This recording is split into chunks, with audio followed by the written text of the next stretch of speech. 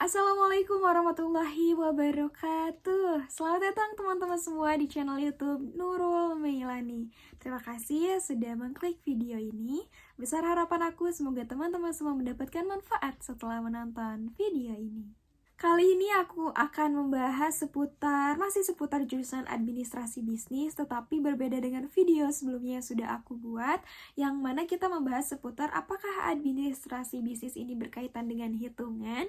Nah, untuk video kali ini kita akan membahas tips dan trik masuk jurusan administrasi bisnis. Oh iya, sebelumnya juga aku mau mengucapkan terima kasih banyak buat teman-teman semua yang sudah memberikan saran, kritikan, masukan di video aku sebelumnya. Semoga apa yang teman-teman sudah sampaikan bisa aku jadikan sebagai bahan evaluasi untuk kemajuan channel YouTube ini. Oke guys, kita lanjut aja ke pembahasan. Di sini buat teman-teman yang mungkin masih bingung masuk ke jurusan apa, apakah jurusan administrasi bisnis ini sesuai atau enggak dengan diri kita, aku sedikit sharing apa sih yang menjadi alasan aku masuk ke jurusan ini, yaitu dengan mengikuti talent mapping. Karena dengan mengikuti talent mapping ini kita akan mengetahui minat bakat kita ini di mana sih dan jurusan apa yang bisa mewadahi minat bakat kita. Dan dari talent mapping itu menunjukkan hasil bahwa aku masuk di jurusan yang cocoknya itu adalah jurusan administrasi bisnis. Selanjutnya nih, ketika teman-teman sudah memantapkan pilihan untuk masuk ke jurusan administrasi bisnis, step yang pertama yang harus teman-teman lakukan adalah riset. Riset universitas yang hendak teman-teman pilih itu mereka memiliki ketentuan seperti apa. Apakah jurusan administrasi bisnis di universitas yang teman-teman tuju itu harus dari IPA atau harus dari IPS. Tapi sejauh ini yang aku ketahui itu kebanyakan harus dari jurusan IPS. Nah, terus berarti yang teman-teman dari IPA nggak bisa ikut dong. Teman-teman nggak usah khawatir. Kalau teman-teman masuk di seleksi nasional bersama jalur prestasi atau SNBP pada saat ini, dan waktu itu namanya SNPTN, kita menggunakan nilai rapot dan prestasi. Nah itu teman-teman gak bisa nih kalau misalnya masuk dari IPA. Tapi kalau teman-teman ikut jalur SNBT atau ujian tertulis atau dulu tuh namanya SNBMPTN, itu teman-teman bebas mau dari jurusan IPA atau IPS, karena masuk atau tidaknya kita itu bukan ditentukan dari jurusan kita pas di SMA atau sederajat, tapi ditentukan dari nilai kita, dari hasil nilai ujian kita. Berarti teman-teman yang dari IPA nanti ngambilnya sosum supaya bisa masuk ke jurusan administrasi bisnis. Berarti teman-teman harus mempelajari materi-materi sosum. Selanjutnya, ketika teman-teman nih alhamdulillah sudah terpilih di jurusan administrasi bisnis di perguruan tinggi impian teman-teman, apa sih yang harus disiapkan? Nah, yang harus teman-teman siapkan adalah dari diri sendiri. Nanti ketika kuliah kita akan dihadapkan dengan orang-orang baru, teman-teman baru, lingkungan baru, circle baru, dosen baru, dan lain sebagainya. Nah, jadi teman-teman kita harus bisa beradaptasi dengan mereka, karena kuliah kita bukan hanya sekadar belajar, tapi juga membangun relasi. Apalagi teman-teman yang diproyeksikan menjadi seorang pembisnis, tentunya kita harus punya relasi yang luas gitu.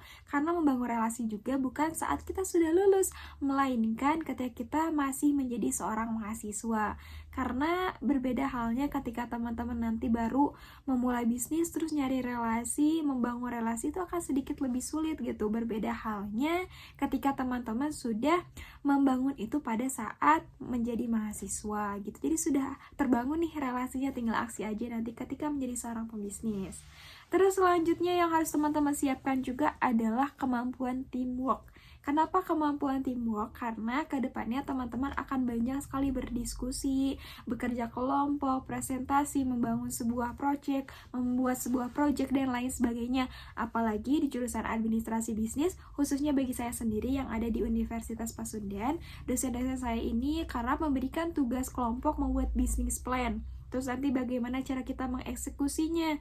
Nah itu semua tidak akan berjalan dengan baik tanpa adanya teamwork. Kemampuan selanjutnya yang harus teman-teman miliki adalah up to date dengan isu terkini. Kenapa kita harus up to date? Karena kita di kuliah itu bukan hanya sekadar baca dari buku, baca dari jurnal, tapi kita juga harus bisa mengetahui isu terkini itu seputar bisnis itu apa sih sebenarnya gitu. Jadi ketika nanti kita berpendapat di kelas, ketika kita mendapatkan materi baru dari dosen, kita akan lebih mudah langsung mengimplementasikan karena ternyata oh ya di lapangan tuh sebenarnya seperti ini loh gitu. Jadi kita akan lebih mudah lagi untuk mengimplementasikan, mengaktualisasikan materi yang kita miliki.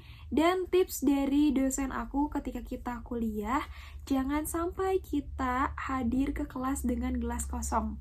Maksud di sini itu bukan berarti kita untuk menjadi seseorang yang angkuh, tahu segala ilmu, tidak mau menerima masukan, bukan seperti itu ya, bukan mana gelas kosong seperti itu. Melainkan kita harus bisa mengisi gelas kita sebelum kita masuk kuliah, sebelum kita melakukan proses belajar mengajar, agar apa? Agar ketika nanti dosen memberikan pemahaman, kita sudah tahu sedikit nih basicnya. Jadi tinggal distimulus aja sama dosen, jadi kita akan lebih mudah memahami materi yang disampaikan oleh dosen. Contohnya nih, aku juga diberikan tips ini selain dari dosen, aku pernah menonton tayangan dari podcast yang pada saat itu narasumbernya adalah Pak Sandiaga Uno. Beliau menyampaikan bahwa dulu ketika beliau menjadi mahasiswa, sebelum masuk ke kelas, beliau membaca dulu materi yang akan dipelajari hari ini itu apa. Jadi nanti beliau tinggal menanyakan terkait hal-hal yang beliau kurang mengerti kepada dosen. Nah, seperti itulah, karena dengan begitu kita akan lebih mudah memahami materi yang ada. Selanjutnya juga dari teman-teman ada yang bertanya seputar apa aja sih mata kuliah yang dipelajari di jurusan administrasi bisnis. Nah, ini aku spill ya. Ini materi yang aku pelajari selama 6 semester di Universitas Pasundan, tapi ini bukan menjadi acuan ya. Karena barangkali di universitas-universitas lain itu ada beberapa mata kuliah yang berbeda seperti itu. Tapi aku rasa nggak akan jauh dari ini gitu, karena kita berada pada jurusan yang sama. Oke, nah teman-teman di semester pertama ini aku belajar masih mengulas materi-materi waktu di SMA, yaitu seputar pendidikan agama, pendidikan kewarganegaraan, kemudian ilmu budaya sosial, ilmu budaya Sunda gitu. Kenapa aku belajar ilmu budaya Sunda di sini? Karena Universitas Pasundan yang memiliki moto Pengku Agamana Luhung Elmuna Jembar Budayana yang kuat akan nilai-nilai kesundaan. Jadi di sini kita belajar ilmu budaya Sunda. Terus move kita ke semester 2, di sini kita mulai belajar dasar-dasar dari jurusan yang kita tempuh. Yaitu di sini ada teori organisasi dan manajemen, administrasi perpajakan, dan lain sebagainya. Selanjutnya kita beranjak ke semester ketiga. Di sini kita mulai benar-benar difokuskan di jurusan lagi pada mata kuliahnya gitu, seperti teman-teman bisa melihat di sini.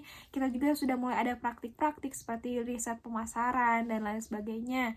Terus kita juga di semester 4 nih udah mulai benar-benar fokus lagi gitu. Kemudian di semester 5 apalagi, dan di semester 6 juga kita sudah mulai diarahkan oleh dosen-dosen untuk mulai mempersiapkan nanti ketika skripsi akan memilih yang mana nih gitu, apakah nanti akan menjadi subjek yang akan menjadi objek penelitiannya itu dari bidang marketing, SDM, operasi, atau lain-lain. Itu sudah mulai diarahkan oleh dosen. Karena harapannya di semester 7 kita sudah mulai menyusun skripsi. Seperti itulah teman-teman semua pembahasan kita kali ini. Semoga bermanfaat buat teman-teman semua. Dan buat teman-teman yang mau memberikan masukan, kritikan, silakan aku membuka secara terbuka. Baik itu melalui Instagram aku di @nurulmeilania_ atau juga di kolom komentar ini. Silakan ya teman-teman. Dan juga buat teman-teman yang mungkin mau request selanjutnya kita bikin video apa ya, boleh banget ya teman-teman, langsung drop aja di kolom komentar. Terima kasih teman-teman semua. Jangan lupa like, comment, subscribe, dan juga share jika video ini bermanfaat. Terima kasih. Wassalamualaikum warahmatullahi wabarakatuh.